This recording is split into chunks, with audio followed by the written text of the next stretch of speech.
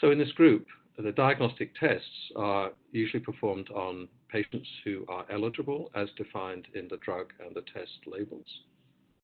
The assays that are used are validated for the intended purpose in the intended population where they've been demonstrated to be fit for the purpose.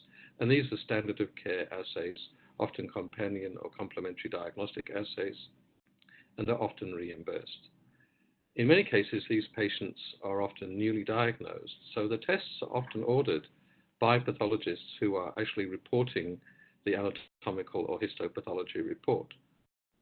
At that point in time, the patient may not have a confirmed diagnosis of cancer, and the patient may not yet have been referred or come to the attention of an oncologist.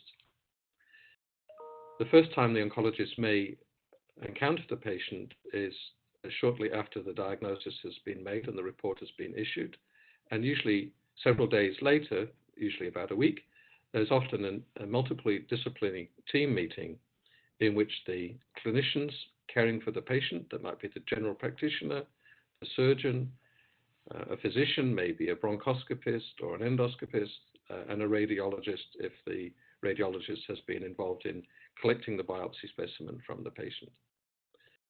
They meet with the oncologist to discuss the various scenarios for the patient and to come up with a treatment plan.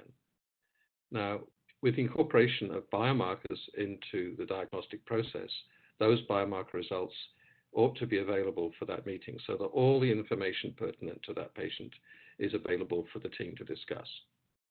So that creates clinical urgency.